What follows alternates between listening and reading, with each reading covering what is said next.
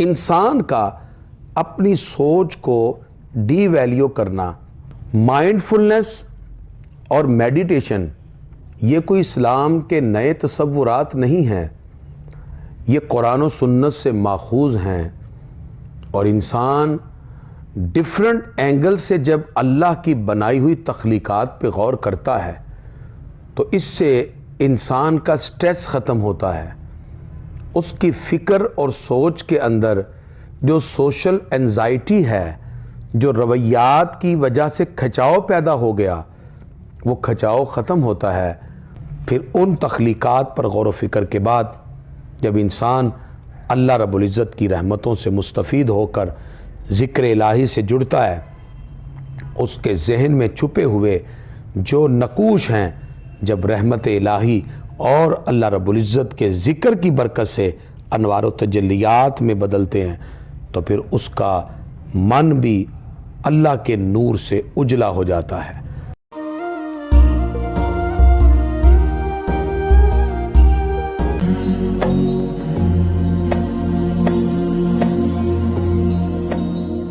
غور و فکر اور تدبر کرنا یہ اسلام کے زاویہ نگاہ میں ہے۔ پروردگار نے قرآن مجید میں متعدد مقام پہ فرمایا افلا یتدبرون، کیا تم غور و فکر نہیں کرتے، تدبر نہیں کرتے؟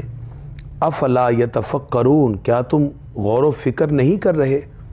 تدبر اور تفکر انسان کا اس کائنات پہ غور و فکر کرنا، اپنی ذات پہ غور و فکر کرنا، پھر اس انالیسس سے اور سیلف اکاؤنٹیبلٹی سے اللہ کی قدرتوں کا ادراک کرنا، یہ انسان کی عظیم معراج ہے۔ آج ہم بات کریں گے غور و فکر پہ، تدبر پر، اور اس کے انسان کی زندگی میں کون کون سے ایفیکٹس مرتب ہوتے ہیں، اس کی زندگی پہ کیا کیا اثرات آتے ہیں۔ اس طرح غور و فکر کے ساتھ انسان کامل طور پر اللہ کی بارگاہ کا قرب حاصل کر لیتا ہے۔ السلام علیکم ورحمۃ اللہ وبرکاتہ۔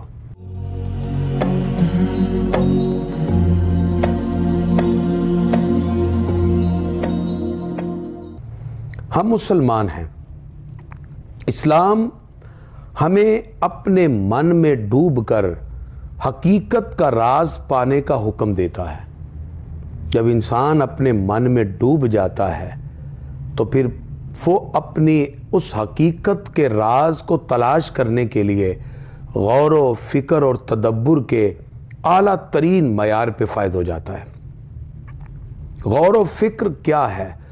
تدبر کیا ہے؟ آج کا انسان مختلف تناؤ کی وجہ سے اور سٹریس کی وجہ سے مختلف چیزوں کے اندر کہیں نہ کہیں اپنی اپنی صلاحیتوں کو ڈی ویلیو کرتا ہوا دکھائی دیتا ہے۔ انسان کا اپنی سوچ کو ڈی ویلیو کرنا، مائنڈفلنس اور میڈیٹیشن یہ کوئی اسلام کے نئے تصورات نہیں ہیں، یہ قرآن و سنت سے ماخوذ ہیں۔ اور انسان ڈیفرنٹ اینگل سے جب اللہ کی بنائی ہوئی تخلیقات پہ غور کرتا ہے تو اس سے انسان کا سٹریس ختم ہوتا ہے، اس کی فکر اور سوچ کے اندر جو سوشل انزائٹی ہے، جو رویات کی وجہ سے کھچاؤ پیدا ہو گیا، وہ کھچاؤ ختم ہوتا ہے، اور کھنچاؤ کے ختم ہو جانے سے اس کا سٹریس ایک پوزیٹیو مائنڈ کی طرف چینج ہو جاتا ہے۔ انسان ایک صحت مند دماغ 24 گھنٹے میں تقریباً 60,000 خیالات اپنے ذہن میں لاتا ہے۔ ان خیالات پر جب وہ غور کرتا ہے تو وہ خیال اس کی فکر بن جاتے ہیں۔ جب افکار کو کسی نقطے پر لے جاتا ہے تو وہ فکر اس کا نظریہ بن جاتا ہے۔ جب اس نظریے کو پا لینے کا احساس اس کے من میں پیدا ہو جائے تو پھر وہ اس کا موٹو ہوتا ہے، پھر وہ اس کا ٹارگٹ ہوتا ہے، پھر وہ اس کا ایم بن جاتا ہے، جس مقصد کے لیے پھر وہ ہر ممکن کوشش کرنے کے لیے تیار ہو جاتا ہے۔ لیکن اس مرکز تک پہنچنے کے لیے اس کو غور کی ضرورت ہے، تدبر کی ضرورت ہے، فکر کی ضرورت ہے، اپنی عقل کی جولانیوں میں ڈوب کر اس حقیقت کا راز پانے کے لیے اس کو سیلف انالیسس کی ضرورت ہے، اس کو سیلف اکاؤنٹیبلٹی کی ضرورت ہے۔ اسی وجہ سے غور و فکر اور تدبر کرنے کو ایک خوبصورت تصور کے ساتھ اسلام نے جوڑا، بلکہ اس کو صوفیہ نے مراقبہ سے تعبیر کیا اور اس کو عبادت کے ساتھ متصف کر دیا۔ اعلان نبوت سے پہلے حضور اکرم صلی اللہ علیہ وسلم غار حرا میں جلوہ فرما ہیں۔ آپ صلی اللہ علیہ وسلم وہاں نماز پڑھنے نہیں جاتے تھے کیونکہ ابھی تو وحی کا نزول ہی نہیں ہے۔ حضور اکرم صلی اللہ علیہ وسلم وہاں قرآن پڑھنے نہیں جاتے تھے کیونکہ ابھی تو قرآن آیا ہی نہیں ہے۔ حضور اکرم صلی اللہ علیہ وسلم غار حرا بلند چوٹی پر بیٹھ کر افلا یتدبرون افلا یتفکرون اسی غور و فکر کے ساتھ اس کائنات کی بنی ہوئی ان تمام چیزوں اور تخلیقات پہ غور کرتے تھے جو کہ اس وقت ایک عبادت کا درجہ ہے۔ کائنات پہ غور کرنا اور پھر اس کائنات پہ غور و فکر کے ساتھ انسان اپنے جسم اور اپنی ذات پر غور کرے، پھر اپنی حقیقت کا ادراک کرے، اپنی ریالٹی کو پہچانے کہ میں دنیا میں کیوں آیا، میرا مقصد حیات کیا ہے۔ جس وقت وہ اپنی زندگی پہ غور کرتا ہے، وہ ڈیفرنٹ چیزوں کو انالیسس کرتا ہے اور جوڑتا ہے۔ جب وہ ڈیفرنٹ چیزوں کو کنیکٹ کرتا ہے، اس کے اندر ایک روحانی کیفیت کا وہ ادراک ہوتا ہے جس سے وہ اللہ رب العزت کی رحمتوں اور پروردگار کی قدرتوں کو اور اس راز کو پا کر اعلیٰ ترین منصب پہ فائز ہو جاتا ہے۔ پھر اس بندے کا حال یہ ہے کہ اس نے رضا الہی کے لیے غور و فکر کیا، کائنات پہ تدبر کیا، تو پھر انسان کو یہ مرتبہ ملتا ہے جب اس نے اپنی رضا کو اللہ کی رضا کے تابع کر دیا تو پھر حال یہ ہے، اقبال کہتے ہیں خود ہی کو کر بلند اتنا کہ ہر تقدیر سے پہلے خدا بندے سے خود پوچھے بتا تیری رضا کیا ہے۔ یہ مقام اس بندے کو اس وقت ملتا ہے جب اسپرچویلٹی میں اور روحانیت میں اس کو خالق کائنات اس کی حقیقت کا راز دے کر اس کی حقیقت سے اس کو خدا کی بارگاہ تک پہنچا دیتا ہے۔ یہ حقیقت کیا ہے؟ حضرت جبریل امین علیہ السلام نے جب سوال کیا مل احسان، یا رسول اللہ صلی اللہ علیہ وسلم احسان کیا ہے؟ سرکار دو عالم علیہ الصلوۃ والسلام فرماتے ہیں الاحسان، احسان اور اخلاص یہ ہے ان تعبد اللہ، کہ تو اللہ کی عبادت کرے، کأنک تراہ، گویا کہ تو اللہ کو دیکھ رہا ہے، فإن لم تکن تراہ، اور اگر یہ خیال تیرے دل میں پیدا نہیں ہو رہا کہ تو اللہ کو دیکھ رہا ہے، فإنہ یراک، پھر تیرا پروردگار تو تجھے دیکھ رہا ہے۔ یہ جب کیفیت دل میں پیدا ہو کہ میرا رب مجھے دیکھ رہا ہے، پھر انسان کی خلوت و جلوت کی کیفیات کے اندر ایک نکھار پیدا ہوتا ہے۔ وہ ہر جگہ اپنے پروردگار کو اپنے سامنے محسوس کرتا ہے، اور جس وقت وہ اپنے رب کو اپنے سامنے محسوس کرتا ہے تو اللہ تعالیٰ اس احساس کی وجہ سے، اس کے تدبر، تفکر، غور و فکر کی وجہ سے اس کو پھر ایک اعلیٰ ترین منصب عطا فرماتا ہے۔ تو انسان بحیثیت مسلمان جب غور و فکر اور تدبر کے زاویہ نگاہ سے گزر کر ڈیفرنٹ چیزوں کو کائنات کی جب ملاتا ہے، ریلیٹ کرتا ہے، اس کی ذات سے لے کر کائنات کی یہ تمام چیزیں، اس کائنات کا عدل بدل اور اس کا اجرام فلکی اور یہ گردش لیل و نہار اور دن اور رات کا آنا جانا، یہ سب کی سب چیزیں انسان کو اتنے خوبصورت فکر سے اور اتنے خوبصورت تخیل سے جوڑ دیتی ہے کہ یہ تخیل اس کو پھر معرفت الہی کے درجے تک پہنچا دیتا ہے۔ معرفت کیا ہے؟ عرفان ذات الہی کا نام ہے۔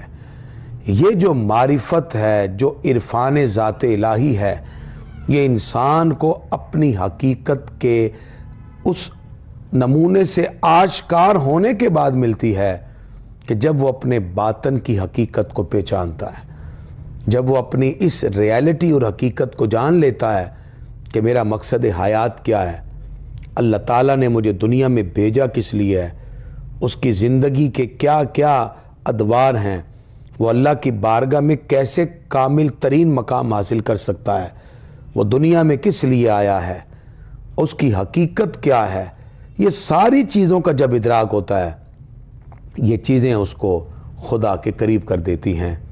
यही वो तदब्बुर, यही वो तफक्कुर, यही वो गौर व फिक्र है जो कायनात के गौर व फिक्र के साथ उसको उसकी ज़ात में एक बेहतरीन रूहानी वसफ़ को पैदा कर देता है। तारीख़ इस्लाम में गौर व फिक्र और तदब्बुर, इसको बड़ी अहमियत की निगाह से देखा गया। अल्लाह की याद में गुम हो जाना, उसकी तख्लीक़ात और मज़ाहिर कुदरत की हकीकतों को तलाश करने की कोशिश करना, इस कायनात के मद्दो जज़र और इसकी रियलिटी और इसके हुस्न को देखकर उस परवरदिगार की बारगाह की मारिफत हासिल करना, इसको कई पैराए के अंदर देखा जाता है। ये तसव्वुरात जब इंसान के जहन में उभरते हैं तो उसकी सोच को, उसकी फ़िक्र को, उसकी मेंटालिटी और उसकी थिंकिंग पावर को इतना मजबूत करते हैं कि उसके जज्बात, ख़यालात, अफ़कार में अल्लाह रब्बुल इज़्ज़त की मोहब्बत फिर इस तरह रच बस जाती है कि फिर वो अपने हर अमल में अल्लाह की मोहब्बत को पिन्हा देखता है। यही मोहब्बत इलाही जो उसकी ज़ात से वाबस्ता होकर उसके अफ़कार व ख़यालात और उसकी सोच में इस तरह पिन्हा होती है कि फिर उसको खुदा की मोहब्बतें हर मकाम पर अल्लाह की अनवार व तजल्लियात दिखाई देती हैं। इसे सूफिया दर्जाए इखलास भी कहते हैं। नबी करीम सल्लल्लाहु ताला अलैहि वसल्लम का गारे हिरा में गौर व फिक्र करना, यही सिलसिला बाद में सहाबा किराम की ज़ात में भी नज़र आता है। तफक्कुर और तदब्बुर में अल्लाह की याद में गुम हो जाना, अल्लाह की मोहब्बतों में डूब जाना, हुजूर अकरम सल्लल्लाहु ताला अलैहि वसल्लम के फरामीन की हकीकतों को तलाश करने के लिए गौर व फिक्र करना, ये गौर व फिक्र इबादत का दर्जा रखता है। यानी एक अहले इल्म अगर किसी दीनी मसले पर भी गौर करे, उस पर भी इबादत का दर्जा है। और इसी तरह नबी करीम सल्लल्लाहु ताला अलैहि वसल्लम आपके ज़ाहरी दुनिया से विसाल के बाद खुलाफाए राशिदीन का दौर हो या उसके बाद हज़रत ख्वाजा हसन बसरी रहमतुल्लाह अलैह का दौर हो, और इसी तरह सूफियाना कलाम के अंदर इसको बाकायदा तौर पे मुराकबे की कैफियत के साथ ज़िक्र किया जाता है। ये वो रूहानी असरात हैं, बंदा शरीयत पर कामिल तौर पे यकीन करने के बाद फिर तरीक़त के रास्ते पे चलता है। इस राह सलूक में वो अल्लाह रब्बुल इज़्ज़त की रहमत को तलाश करने की कोशिश करता है। हुज़ूर अकरम सल्लल्लाहु अलैहि वसल्लम की बारगाह में सहाबा अर्ज़ करते हैं, प्यारे आका, अल्लाह किधर है, परवरदिगार कहाँ है? अल्लाह ताला फरमाता, व इज़ा सअलका इबादी अन्नी फ़इन्नी करीब। महबूब, ये लोग आपसे पूछते हैं अल्लाह किधर है, आप कह दीजिए मैं इनके करीब हूँ। उजीबु दावत दाई इज़ा दान, मैं इनकी दुआओं को कबूल करता हूँ जब ये मुझसे मांगते हैं। अल्लाह ताला ने फरमाया मैं करीब हूँ, लेकिन अल्लाह ताला हमें नज़र नहीं आ रहा, बल्कि अल्लाह ताला तो करीब से भी अकरब है। नहनु अक़रबु इलैहि मिन हब्लिल वरीद, फरमाया हम तो तुम्हारी शारक से भी ज़्यादा करीब हैं, लेकिन करीब की चीज़ हमें नज़र नहीं आ रही। आखिर इसकी वजह क्या है? अल्लाह ताला गोया के इस आयत में मुफस्सिरीन ने और सूफियाए किराम ने जो कलाम किया कि अल्लाह ताला ये बताना चाहता है, ऐ बंदे मैं तेरे करीब हूँ, लेकिन करीब की चीज़ को बग़ैर वसीले के नहीं देखा जा सकता। आप अपनी आँख में सुरमा डाल के अपनी आँख से कहें मुझे दिखा, तो आँख कहेगी देखने का तो मैं ही आला हूँ, लेकिन देखने के लिए आईने का वसीला बनाना पड़ेगा। बस यही वो वसीला है جس وقت آپ اللہ رب العزت کی ذات تک پہنچنا چاہتے ہیں تو ذات مصطفیٰ کا وسیلہ پیش نظر ہو تو رب قدوس کی وہ عظمتیں بھی آپ کو جھلکتی ہوئی دکھائی دیتی ہیں۔ اسی لیے اللہ تعالیٰ قرآن مجید میں ارشاد فرماتا ہے قُلْ إِن كُنْتُمْ تُحِبُّونَ اللَّهَ، محبوب ان کو کہو جو اللہ کی محبت کا دعویٰ کر رہے ہیں، فَاتَّبِعُونِي يُحْبِبْكُمُ اللَّهُ، فرمایا تم پہلے میری اتباع کا پٹا اپنے گلے میں ڈالو، پہلے میری اتباع کرو، يُحْبِبْكُمُ اللَّهُ، اللہ پھر تم سے پیار کرے گا، اللہ تم سے محبت کرے گا۔ تو اس سے معلوم ہوا اللہ کی بارگاہ تک پہنچنے کا کامل ترین وسیلہ حضور اکرم صلی اللہ علیہ وسلم کی ذات اقدس ہے۔ نبی کریم صلی اللہ تعالی علیہ وسلم کے ساتھ ہم جتنا اپنا تعلق جوڑتے جائیں گے اللہ کا قرب ملتا جائے گا۔ تو غور و فکر، تدبر، اپنی ذہنی صلاحیتوں کو اپنی ذات اور پھر اس کائنات کی تمام عظمتوں کو جاننے کے لیے خرچ کرنا، یہ وہ عبادت ہے جو آپ کو روحانیت سے جوڑتے ہوئے راہ سلوک تک چلا کر اعلیٰ منصب پہ فائز کر سکتی ہے۔ مائنڈ فلنس اور میڈیٹیشن آپ کی سوچ، غور، فکر، تدبر، یہ آپ کو بے شمار بینیفٹس دیتا ہے۔ سب سے پہلے تو آپ کو آپ کی اپنی ذات کے بارے میں معرفت ملتی ہے۔ صوفیہ کہتے ہیں من عرف نفسہ فقد عرف ربہ، جس نے اپنے آپ کو پہچان لیا اس نے اپنے پروردگار کو بھی پہچان لیا۔ جب آپ کو اپنی ذات کی معرفت نصیب ہوتی ہے تو پھر آپ کو اس خالق کائنات کی معرفت بھی نصیب ہوتی ہے جس کے صدقے اللہ تعالیٰ نے اس ساری عظمتوں کے ساتھ آپ کو متصف کیا ہے۔ اس کے نہ صرف انفرادی فائدے ہیں، اس کے بے شمار کولیکٹیولی بینیفٹس ہیں۔ انڈیویجلی طور پر تو آپ کو خود اللہ رب العزت کی بارگاہ کا قرب ملا، رحمت الہی کے فیض سے آپ مستفید ہو رہے ہیں، لیکن اجتماعی طور پر جب آپ غور و فکر اور تدبر کے ساتھ جڑتے ہیں تو پھر آپ کی ذات میں اللہ رب العزت کسی کے بارے میں برا عنصر پیدا نہیں ہونے دیتا، کیونکہ آپ کی سوچ پاکیزہ ہے، آپ کے دل کا آئینہ ایمان کی لذتوں سے آشکار ہو کر اس طرح انوار و تجلیات بکھیر رہا ہے کہ آپ سوچتے ہیں تو اللہ کے حکم کے مطابق، آپ بولتے ہیں تو اللہ کی رضا کے لیے، آپ کھاتے پیتے ہیں تو رب کی رضا کے لیے، آپ کا چلنا پھرنا اللہ کی رضا کے لیے۔ پھر آپ کے پیش نظر ہے کہ مسلمان وہ ہے جس کے ہاتھ اور زبان سے دوسرا مسلمان محفوظ رہے۔ پھر آپ کسی کا کینہ دل میں نہیں رکھتے، آپ کسی کی نفرت بھی دل میں نہیں رکھتے۔ کینہ اور نفرت تو یہ ہے کہ اللہ کی تقسیم پر اعتراض کرنا۔ پھر آپ کا دل دوسروں کے لیے کشادہ ہو جاتا ہے، پھر غلط فہمیوں کا ازالہ ہوتا ہے، پھر پوزیٹیوٹی پیدا ہوتی ہے، اور پھر معاشرہ ایک خوبصورت تصور سے جڑتا ہے۔ پھر وہ جو تمام غلط فہمیاں ہیں وہ خوش فہمیوں میں تبدیل ہو جاتی ہیں۔ پھر انسان کسی کے بارے میں حسن ظن رکھنے لگتا ہے۔ یہ وہ خوبصورتی ہے جو پھر سوشل ڈیولپمنٹ کا سبب بنتی ہے، پھر اسپرچویلٹی کے اثرات معاشرے میں دکھائی دیتے ہیں۔ آج ہم میٹیریلزم کی طرف، مادیت میں بہت زیادہ ہے، ہم روحانیت کے اس فیوز و برکات کو سمجھ ہی نہ سکے۔ روحانیت ایک ایسا سمندر ہے جس میں غوطہ زن ہو کر انسان اللہ کی رحمتوں سے اپنے دامن کو بھی مستفید کرتا ہے، اس کا باطن بھی رحمت الہی کی ان نعمتوں سے جھلک اٹھتا ہے۔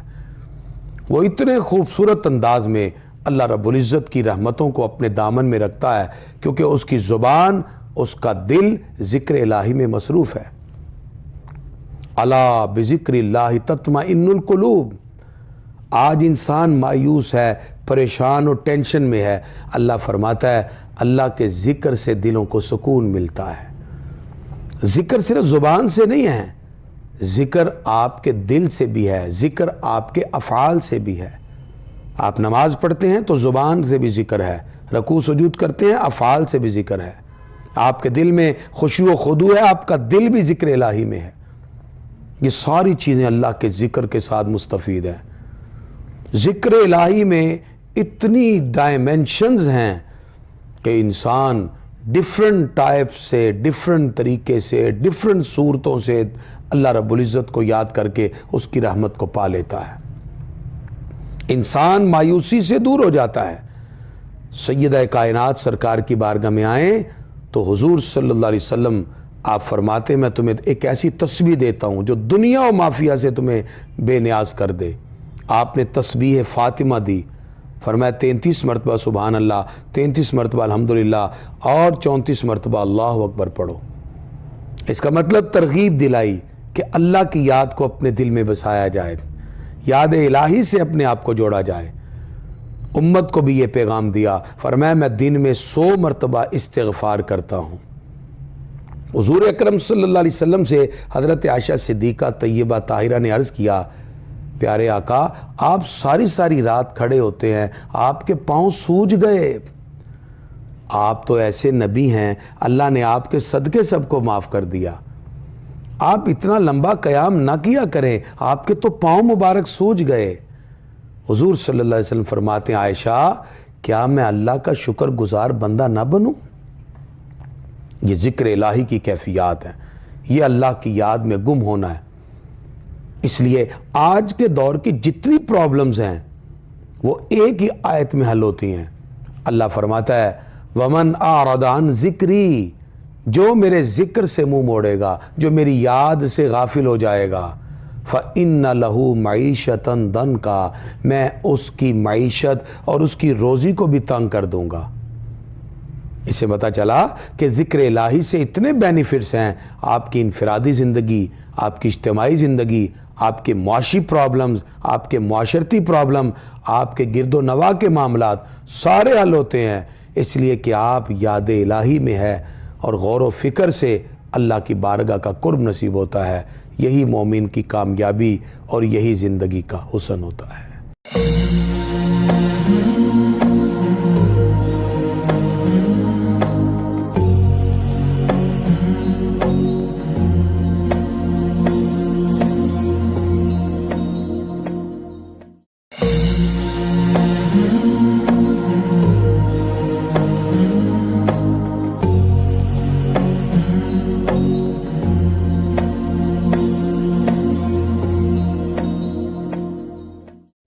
مائنڈفلنس اور انسان کا غور و فکر و تدبر کے ساتھ اللہ رب العزت کی بارگاہ تک پہنچنے کا ذریعہ ذکر الہی ہے۔ یہ جو ذکر الہی ہے یہ آپ کی مینٹل ڈیزیز کو ختم کر دیتا ہے۔ آج انسان ڈیفرنٹ سوشل ایکٹیویٹیز کی وجہ سے سٹریس میں چلا جاتا ہے، سوشل انزائٹی اس میں پیدا ہو جاتی ہے، لوگوں کے رویے اور سماجی تعلق اور روابط سے اس کے اندر کہیں نہ کہیں نیگیٹیوٹی پیدا ہو جاتی ہے۔ یہ جو سوشل انزائٹی ہے یہ اس کے اندر منفی رجحانات ہیں، جو نیگیٹیوٹی اس میں پیدا ہوئی یہ اس کی ذہنی صلاحیت کو کسی نہ کسی طرح ڈیمیج کرنے کے لیے کسی نہ کسی اعتبار سے اثر انداز ضرور ہوتی ہے۔ اور جس وقت وہ ذکر الہی سے اپنے ذہن کو مضبوط رکھتا ہے، سب سے بڑھ کر اس کو اللہ تعالیٰ صبر کی دولت دیتا ہے، ایک پیشن اس میں پیدا ہوتا ہے، ایک جذبہ، اور سب سے بڑھ کر سیلف کنٹرول اسے حاصل ہوتا ہے، اس کو اپنے اوپر ایک خود اعتمادی پیدا ہوتی ہے۔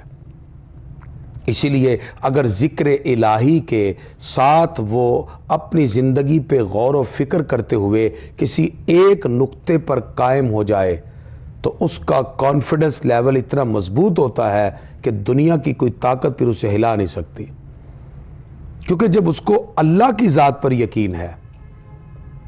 در حقیقت غور و فکر اور تدبر اور ذکر الہی اس کی سیلف ریسپیکٹ کا سب سے بڑا ذریعہ ہے۔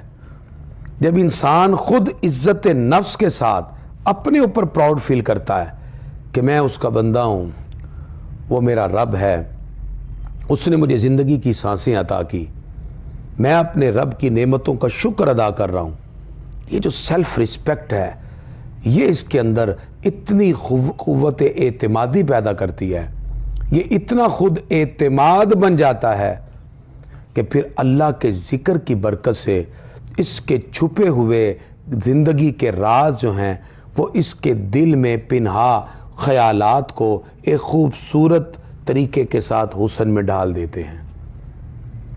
تو پھر انسان جو باطنی بیماریاں رکھتا ہے، جو اس کے اندر نیگیٹو فورسز ہیں، جو اس میں نفس امارہ، نفس لوامہ اور ملہمہ کی علائشیں ہیں، جو اس کو مسلسل گناہ کی طرف بڑھا رہی ہیں، تو انسان پھر اس نفس کی علائش سے باہر آ جاتا ہے، پھر اس کی سوچ سنورنا شروع ہو جاتی ہے، پھر ایک اللہ سے اس کا تعلق جڑ جاتا ہے۔ صوفیزم بھی یہی ہے، روحانیت بھی یہی ہے۔ اللہ والے انسانیت سے پیار کرتے ہیں، وہ احترام انسانیت کی بات کرتے ہیں، وہ باقی دنیا کی چیزوں سے ہٹا کر ایک رب کی طرف اپنے تعلق کو جوڑنے کی بات کرتے ہیں۔ اسی لیے جتنے بھی صوفیہ کرام ہیں، آپ ان کے کلام کو پڑھیے، ان کے کلام میں احترام انسانیت ملے گی۔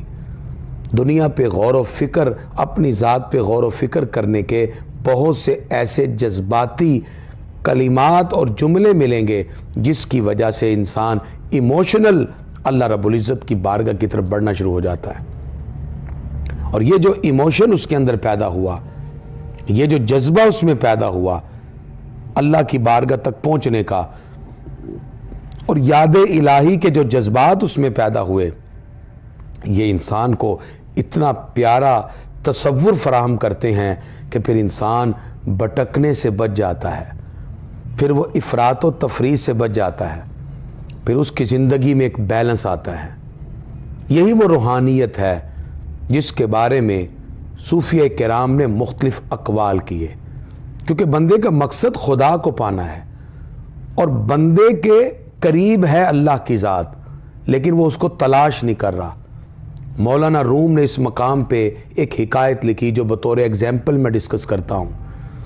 مولانا روم کہتے ہیں کہ ایک بندے نے سفر کا آغاز کیا۔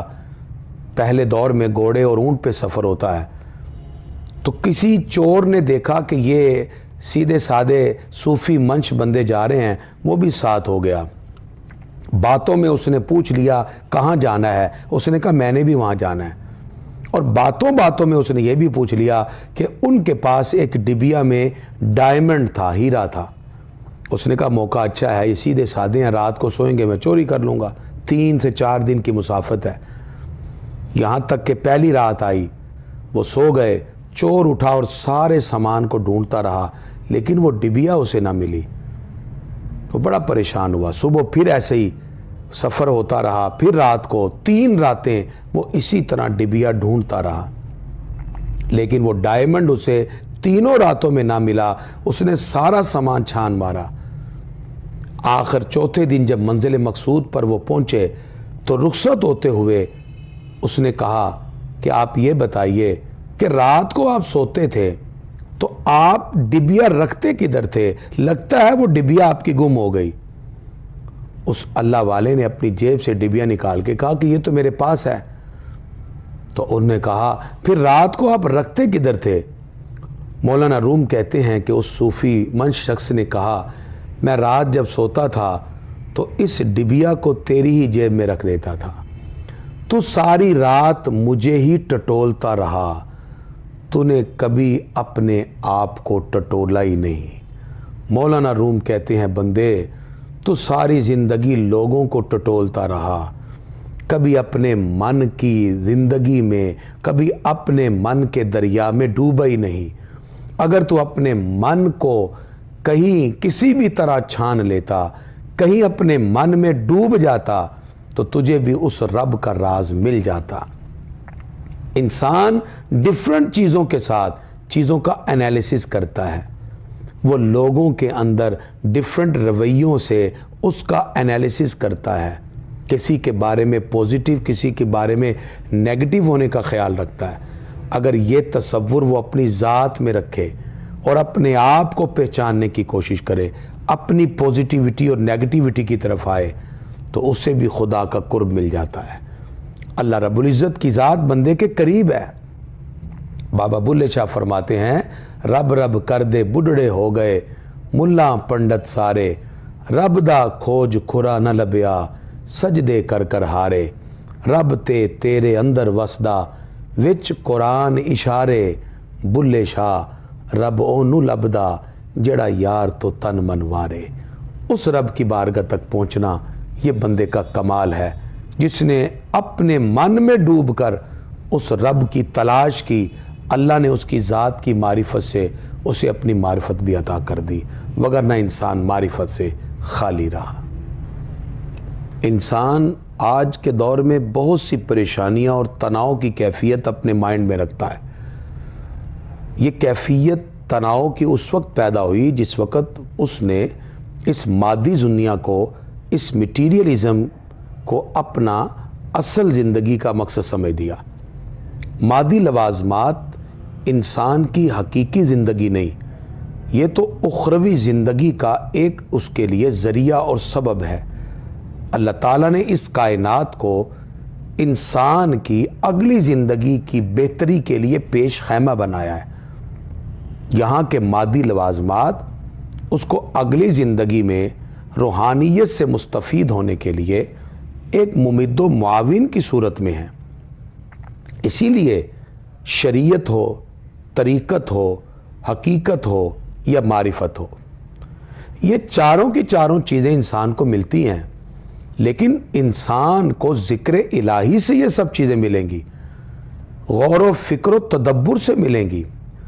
جیسے راہ سلوک میں راہزن بھی ہیں، ایسے ہی آج کے دور میں اس بڑھتی ہوئی پریشانی کے ماحول میں، تناؤ کی کیفیت اور الجھنوں میں اگر ہم اللہ کے ذکر سے اپنے تعلق کو مضبوط کر لیں اور اپنے دلوں کو ذکر الہی سے بھرپور کر لیں تو یہ سٹریس، سوشل انزائٹی، یہ لوگوں کے ذہنوں میں ڈیفرنٹ نیگیٹیوٹی، یہ سب کی سب پوزیٹیوٹی میں چینج ہو جائے۔ شریعت ایک کشتی کی طرح ہے۔ جب انسان کسی سمندر میں اترتا ہے تو دریا اور سمندر میں اترنے سے پہلے کشتی کی ضرورت ہے، تو شریعت ایک کشتی کی طرح ہے جس پر اس کو بیٹھنا ہوگا، اور طریقت ایک دریا اور سمندر کی طرح ہے جس میں اس نے کشتی میں بیٹھ کر اترنا ہے، اور پھر جو ماہر طریقت میں ہوگا وہی پھر غوطہ لگائے گا، اور پھر وہ سمندر کی تہہ میں پڑے ہوئی سپیوں کو اٹھا کے لائے گا۔ صوفیہ کہتے ہیں کہ شریعت کشتی کی طرح ہے، طریقت دریا اور سمندر کی طرح ہے، اور جو حقیقت ہے وہ اس کی تہہ میں پڑی ہوئی سپیوں کی طرح ہے، اور جب سپیاں اٹھا کر وہ شریعت کی کشتی میں بیٹھ کر اسے کھولتا ہے، اللہ اسے معرفت کے سچے موتی عطا فرماتا ہے، اللہ تعالیٰ اسے معرفت کے سچے موتی عطا فرماتا ہے۔ تو معرفت کے سچے موتی تک پہنچنے کے لیے پہلے شریعت کی کشتی میں سوار ہونا پڑتا ہے، پھر طریقت کے بحر ذخار میں غوطہ زن ہونا پڑتا ہے، اور پھر اس کی تہہ سے سپیوں کو اٹھا کر اور چن کر پھر شریعت کی کشتی میں بیٹھ کر جب انسان اس کو کھولے تو اللہ اسے معرفت کے سچے موتی دیتا ہے جو انسان کی اصل معراج ہے۔ لیکن اس پروسیس سے گزرنے کے لیے پہلے اسے اپنے من پہ غور کرنا ہے، ذکر الہی اور غور و فکر اور تدبر سے کائنات کی ان چیزوں سے انالیسس کر کے اللہ کی رحمتوں کو تلاش کرنا ہے۔ آج کا دور مایوسی، ذہنی الجھنیں، ٹینشنیں، سٹریس، بے شمار نفسیاتی بیماریاں، آج لوگ اس کے اندر مبتلا ہیں۔ آج ان تمام نفسیاتی بیماریوں سے بچنے کا حل کیا ہے کہ ہم قرآن و سنت سے اپنا تعلق جوڑیں، ذکر الہی کی طرف آئیں۔ یہ ایسا آپ کے مائنڈ کو سکون دے گا کہ آپ اپنی ذات میں بھی ایک سکون محسوس کریں گے، اور اس کے ساتھ ساتھ پیس آف مائنڈ آپ کو ملے گا، آپ کے ذہن کو ایک سکون ملے گا۔ اس سکون کے ساتھ آپ کو قرب الہی کے بہت سے جذبات ملیں گے۔ آپ جب راہ سلوک پر چلیں گے تو راہزنوں سے واسطہ بھی ہے، لیکن آپ راہبر کے پاس بھی پہنچ جائیں گے، اس لیے کہ آپ ذکر الہی کی طاقت اور قوت رکھنے والے ہیں۔ اس لیے جب انسان غور و فکر و تدبر کے ساتھ ان کائنات کی چیزوں پہ غور کر کے اللہ کے ذکر کو دامن میں بسا کر پھر کوشش کرتا ہے تو کامیابیاں ہیں۔ مستقبل اور فیوچر پرسپیکٹیو کے اعتبار سے اگر ہم اپنی زندگی کی روٹین تھوڑی سی چینج کریں، اپنے گھر میں قرآن و سنت کی تعلیم کو عام کریں، ذکر الہی کا خصوصی اہتمام کریں، اپنی زندگی کے کچھ لمحات ہم خود غور و فکر میں گزاریں، ہماری زندگی کے لمحات پہلے کیسے گزرے، آنے والے وقت میں ہمارا کیا ارادہ ہے، اپنے مستقبل کو پیش نظر رکھیں، اللہ کی رحمتوں سے مستفید ہونے کی کوشش کریں۔ پھر انسان جب رب قدوس کی رحمتوں سے سوال کرے، یہ انسان کی وہ خوبی ہے جو انسان کو پھر کامیابی کی طرف لے جائے گی۔ آج کی اس گفتگو کا ماحاصل یہ ہے اور خلاصہ یہ ہے کہ اللہ رب العزت نے ہمیں کئی مقام پر غور و فکر اور تدبر کرنے کا حکم ارشاد فرمایا۔